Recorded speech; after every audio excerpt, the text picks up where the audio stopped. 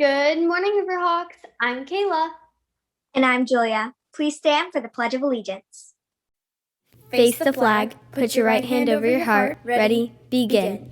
I pledge allegiance to the flag of the United States of America and to the republic for which it stands, one nation, under God, indivisible, with liberty and justice for all. Please be seated. Let's check out what's happening this week in history. Hey Rio, I'm Rehan, and welcome to This Week in History. This Tuesday, March 2nd, 1955, Claudette Colvin refuses to give up her bus seat in Montgomery, Alabama.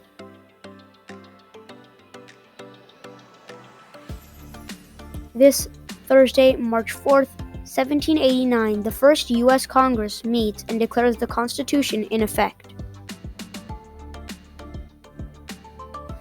This Friday, March 5th, 1917, U.S. President Woodrow Wilson is inaugurated for a second term.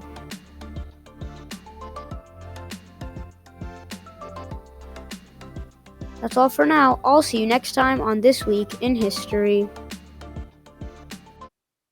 This Friday, ASB is hosting a Zoom escape room at 1:15 p.m. Escape rooms are adventure-based games in which players work together to solve a series of riddles and puzzles using hints, clues, and problem-solving skills. Who will be the first to escape? Let's send it over to Esther to announce our humble heroes for the months of January and February. Hey Riverhawks, it's Esther from RioTV, and here are the winners of Humble Hero for January and February. These students have shown great attitude and respect to others this whole year by cheering people up, making them laugh, and helping them through this hard time. And finally, it's paying off. So, congratulations to Kristen Hahn and Rachel Gump for being this month's Humble Hero. Make sure to look in the mail for this special prize. Now back to you, Kayla and Julia. Congratulations to our humble heroes! If you know of someone, student or adult, here at Rio who deserve to be recognized, visit hero.riotv.org to nominate them. Hey Rio, here's a quick recap of what's been going on in the world since we came back from winter break. Hey Rio, welcome to World News and Current Events. Today I'm here to give you a recap of what's been happening in our world since we got back from winter break. Former President Donald Trump was impeached for the second time on January 13th, 2021. He was charged with encouraging a violent uprising against the government. He is the third president in the United States history to have been impeached and the first U.S. president to have been impeached twice. On January 20th, Joe Biden was inaugurated into office, and former President Donald Trump did not attend, but former Vice President Mike Pence did.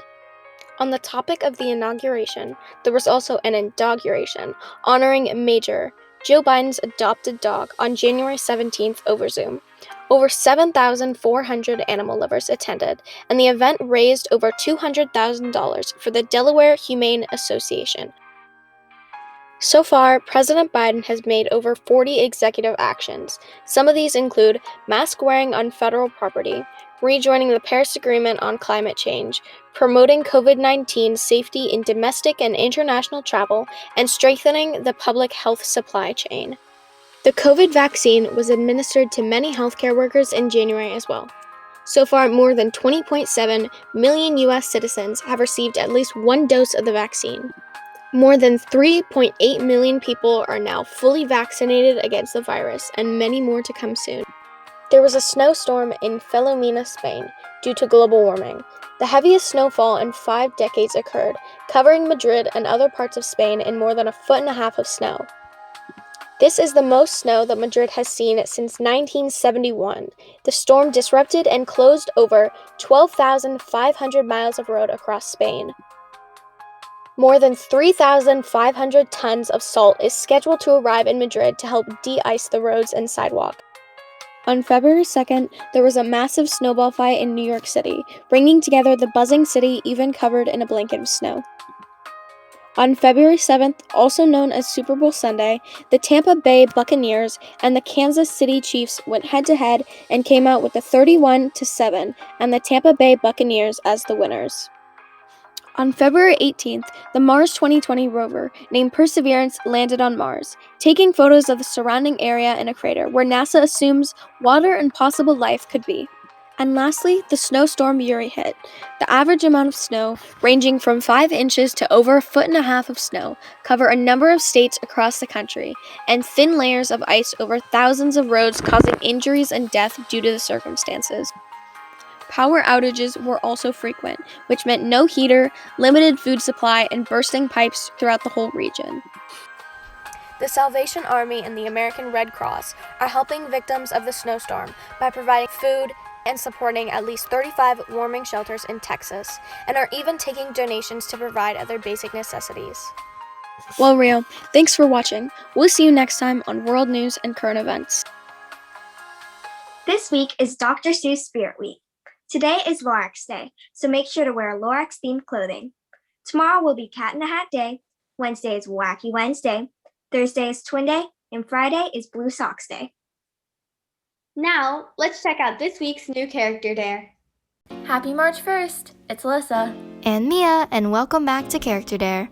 Tomorrow is Read Across America Day, which is in honor of Dr. Seuss's birthday. Read Across America Day is held annually to promote reading for children, so your dare this week is to pick up a book and free your mind. Go outside, sit by a tree, and read a book. Reading is not only therapeutic, but it can also help kids learn to focus better. Opening a book every once in a while will also help kids understand an author's story and make students look for the deeper meaning. Reading can also help you widen your vocabulary and learn the meaning of unfamiliar words. Reading is important because it also helps develop our minds. Now, our minds are a muscle, and like every other muscle, it needs exercise. Understanding written words are one way for our minds to grow. No matter how stressed we get, reading a novel or story can help trick our minds and distract us, letting tensions drain themselves away, allowing us to relax. Every piece of information we read fills our heads with bits of new information. The more knowledge we have, the better equipped we are to tackle a new challenge. Now, the more we read, the more words we gain exposure to, which will expand our vocabularies widely. Well, that's all for this week's Character Dare. Now back to the studio. Let's start off this week with a positive attitude. Frederick Douglass once said, "If there is no struggle, there is no progress." That's all for today. Have an amazing week, Riverhawks. I'm Kayla.